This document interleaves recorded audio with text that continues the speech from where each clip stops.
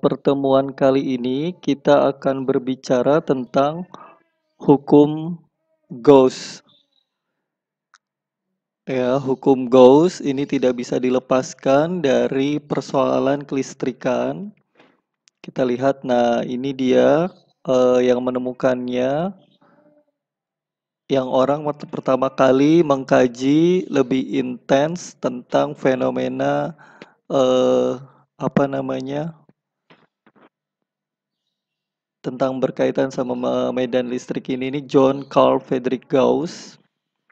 Beliau orang Jerman, itu tahun 1777 sampai meninggal 1855.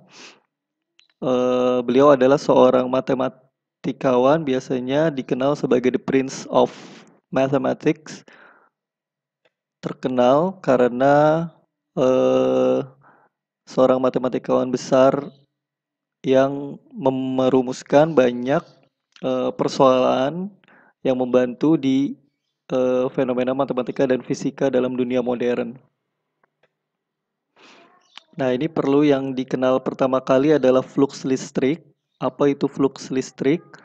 Flux listrik itu adalah banyaknya garis-garis gaya, jadi gaya-gaya imajiner dari medan listrik yang menembus arah tegak lurus. Nah, ini adalah kita buat tegak lurus. Kenapa?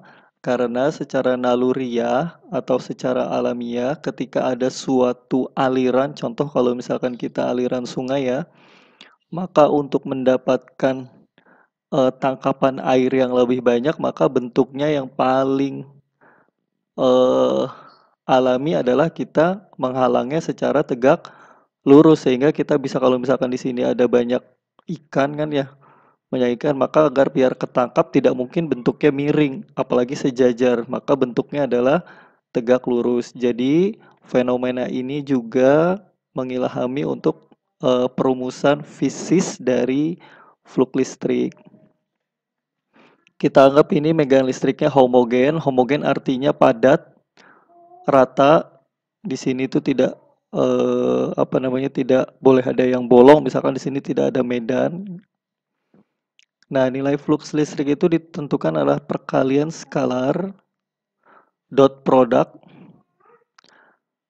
antara vektor medan listrik. Nah, medan listrik yang mengalirnya sama vektor muatannya, ya. Jadi perkalian antara flux itu adalah medan listrik sama perkalian dari luas dari permukaan, sehingga bisa dituliskan sebagai E A cosinus theta.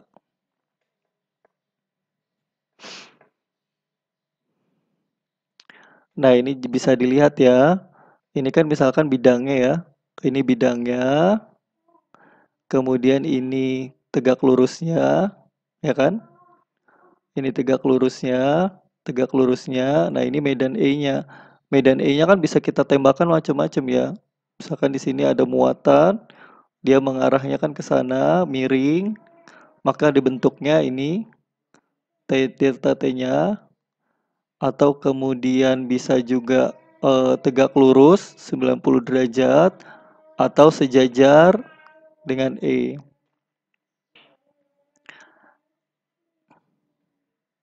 Ya,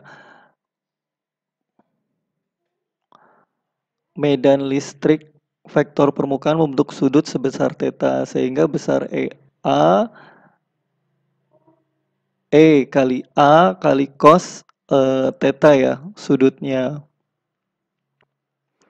Kemudian eh, vektor medan listrik, vektor permukaan saling tegak lurus. Kalau misalkan dia tegak lurus, maka kosinus 90 kan 0 ya.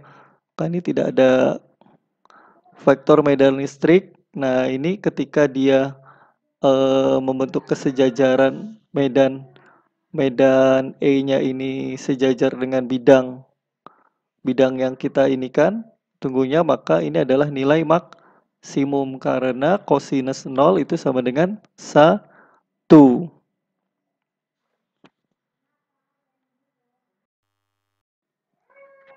Hukum Gauss ini disebabkan oleh adanya medan listrik yang menembus permukaan. Tadi sudah dijelaskan ya. Sehingga medan listrik ini disebabkan, medan listrik ini muncul karena adanya apa? Muatan listrik. Muatan listrik yang dilingkupi oleh suatu permukaan. Nah, di sini misalkan kita muatannya adalah plus Q, kemudian ini dilingkupi oleh sebuah bola berongga yang berjari-jari R.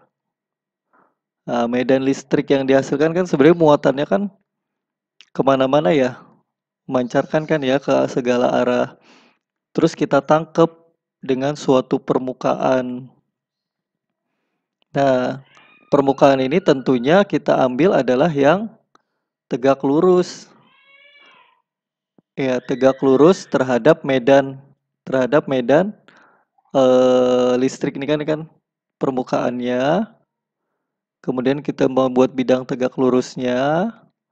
Nah, kita buat dia yang sejajar dengan arah datangnya medan. Sebenarnya penggunaan bentuk rong bola ini lebih memudahkan karena secara prinsip kalau kita punya muatan itu menyebarnya kan ke segala arah ya. Lingkupan bola adalah dengan jarak yang konsisten di segala arah sehingga kita mudah dalam perhitungannya. Sehingga fluxnya adalah total fluxnya adalah integral permukaan. Jadi hanya integral permukaan aja. Jadi kita tidak perlu menghitung volume bola. Tegak lurus, di mana tegak lurus terhadap permukaan. Ya, karena kalau bola ini kan ke segala arah dia bentuknya pasti tegak lurus. Ya kan? Jadi kalau misalkan kita datang ke sana, pasti dia bidangnya adalah tegak lurus. Ini kan E tegak lurus terhadap bidang. Ya, seperti itu. Jadi tahu ya kenapa dipilih bentuknya rongga biasanya bola. Nah, kemudian karena medan E-nya adalah konstan, sehingga kita bisa keluarkan. Nah, tinggal yang ada adalah integral dari luas permukaan A. Oke. Nah, kita mengetahui medan listrik rumusnya apa? Gaya listrik dibagi muatan uji ya, atau Q 4Pi0 R kuadrat. Ini kan kita udah tahu rumusnya ya. Ya, karena dia kan homogen, pada setiap titik itu sama besarnya. Jadi kita pakai rumus medan listrik biasa. Tinggal luas permukaan bola itu yang dilingkupinya apa? 4pi R kuadrat. Ya sudah, ini 4pi R kuadrat, 4pi R kuadrat. Jadi flux yang dirasakan untuk bermuat suatu muatan yang dilingkupi rongga itu hanya muatan itu sendiri dibagi permisivitas. Ya kan? Jadi muatan itu sendiri sih sebenarnya flux yang dirasakan oleh sebuah muatan, ya muatannya itu sendiri yang dilingkupi. Ada berapa banyak? Kalau ada satu ya satu, kalau ada. Nah, ini E adalah medan listrik. Ini adalah luas permukaan tertutup, permukaan Gauss. Tadi kan kita muatannya gini ya. Kan dia kemana-mana. Karena kita kemana-mana, kita butuh suatu lingkup untuk bisa mengukur berapa kekuatannya dia. Kita buatlah berbentuk bola. Karena kenapa tadi bola lebih mudah tegak lurus. Medan listrik total yang melewati suatu permukaan tutup. Nah, ini dia medan listrik total yang melewati suatu permukaan tertutup sebanding dengan muatan listrik yang dilingkupi oleh muatan tersebut. Ini ya, ini contohnya. Membuktikan bahwa flux medan total listrik yang melewati suatu permukaan tertutup itu kan bola kan tertutup ya, adalah sebanding dengan muatannya. Ini langkah-langkah untuk menentukan medan listrik dengan menggunakan hukum Gauss. Pertama adalah kita membuat dahulu permukaan Gauss-nya menyesuaikan dengan benda. Nah, kalau misalkan bentuknya adalah bola, maka permukaan Gauss-nya adalah bola juga atau bentuknya titik. Tapi kalau kemudian dia bentuknya batang, kalau bola kan agak sulit ya, maka kita lingkupi adalah berupa tabung sehingga ada konsistensi R di sini sehingga kita lebih mudah perhitungan. Kemudian yang kita lakukan adalah hitung luas permukaannya saja, luas permukaannya ya, bukan volumenya.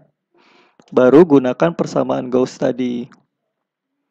Ya, dA. Untuk menentukan medan listriknya. Sampai sini dipahami ya, pelan-pelan kalian pause dulu, kalian simak dengan perlahan. Ini adalah konsepnya. Jadi pada menghitung hukum Gauss itu kita mengikuti dari bentuk bidang muatannya. Ya, karena hukum Gauss dia bekerja untuk mengukur berapa banyak flux yang melewati suatu permukaan. Jadi permukaannya itu harus melingkupi daerah yang dimaksud. Nah, ini contoh soal punya batang pipa, kerapatannya jadi muatannya itu rapat lambda. Di sini muatan-muatan misalkan banyak. Nah, R-nya kemudian tadi sesuai tahapan yang pertama gimana caranya? Nah, ini R-nya biar konsisten ya. Jadi ruang Gauss-nya apa? Bentuk tabung. Tentukan permukaan Gauss-nya berupa silinder kan? Karena melingkupi. Kemudian hukum Gauss, gunakan hukum Gauss. Nah, ini key and closure-nya. Kita nggak tahu key and closure-nya itu gimana. Nah, ininya juga ruasnya harus tegak lurus. Berarti tegak lurus bidang, ini kan bidangnya ya. Ini E-nya. Nah, kita ketahui luas keliling tabung itu kan 2 πr, ini kan lingkaran ya. Luas lingkaran ini kali tingginya L-nya ya. Ingat ya, luas kulit tabung. Nah, ininya lambda kali L aja, kali panjangnya aja karena L-nya ini sepanjang L. Mudah ya. Sehingga kita dapatkan E-nya medan listriknya yang melewati yang dipancarkan oleh batang dengan kerapatan muatan alfa itu adalah seperti ini. Ya, kalau kalian bingung diberhentikan dahulu, di pause, kalian simak pelan-pelan. Nah, kemudian, ini dia konduktor dan isolator. Konduktor merupakan material yang memiliki muatan listrik yang bergerak. Bebas bergerak, jadi elektron bebas ya. Jadi kalau konduktor itu basisnya adalah dilihat dari seberapa banyak elektron bebas yang tanpa perlu ada stimulasi arus listrik atau beda potensial dia harusnya bergerak kemana-mana. Ketika diberi medan listrik, elektron akan memposisikan diri mengikuti medan listriknya sehingga medan listriknya medan listrik dalam konduktor selalu 0 sehingga dia mengutup ya, mengikuti medan listrik keluarnya.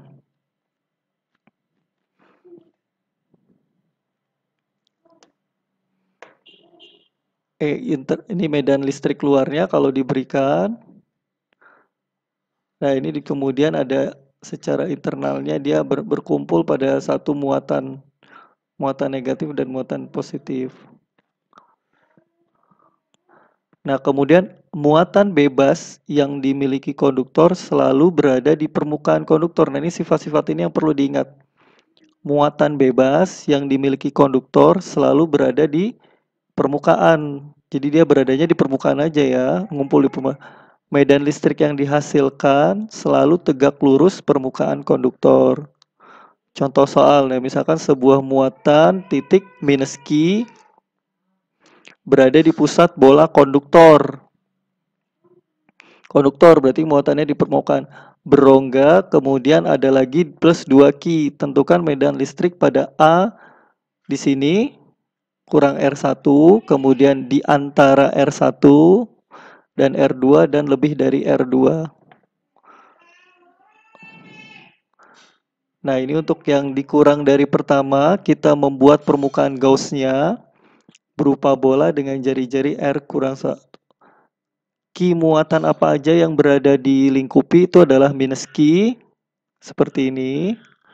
Nah, kita gunakan hukum Gauss, Q equals minus Q 4pi R kuadrat, sehingga dapat R-nya ini. R-nya adalah vektor satuan, karena ini berbentuk rongga, maka tegak lurus.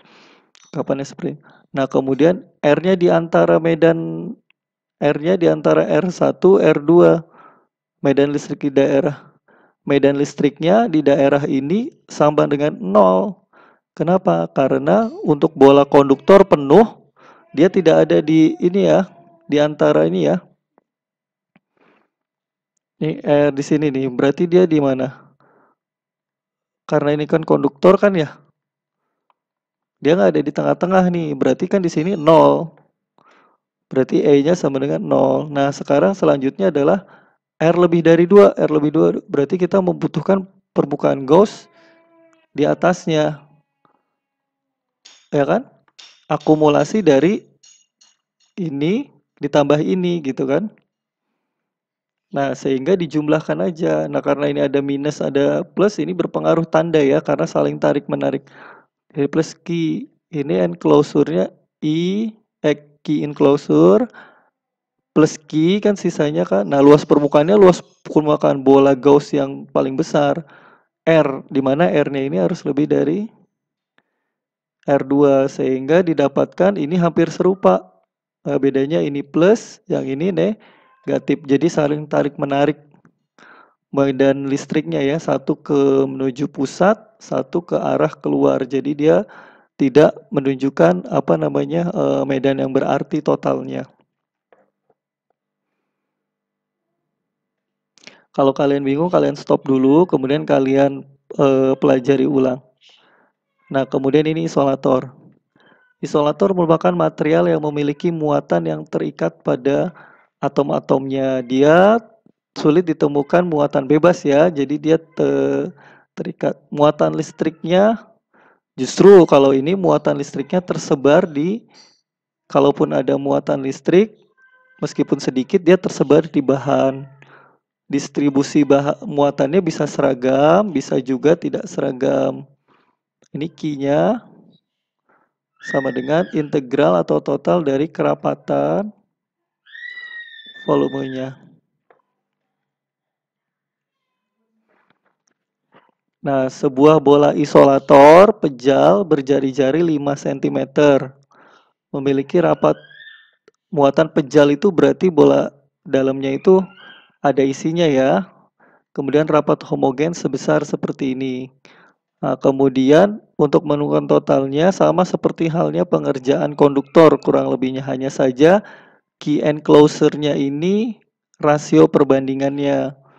Ada berapa, misalkan berapa persennya. Nah, di sini kita bisa dapatkan dengan perumusan yang sama. Yang paling penting adalah menentukan Q enclosure-nya ini. Sehingga kita memudahkan menentukan medan listriknya. Ya, perlahan-lahan dulu bedakan antara bola konduktor sama bola isolator. Nah, ini muatan induksi ini secara teori saja. Ini induksi adalah ketika kita suatu logam didekatkan oleh logam yang lainnya, bersentuhan maka bisa menjadi netral, atau proses induksi menghasilkan muatan listrik negatif atau muatan listrik positif.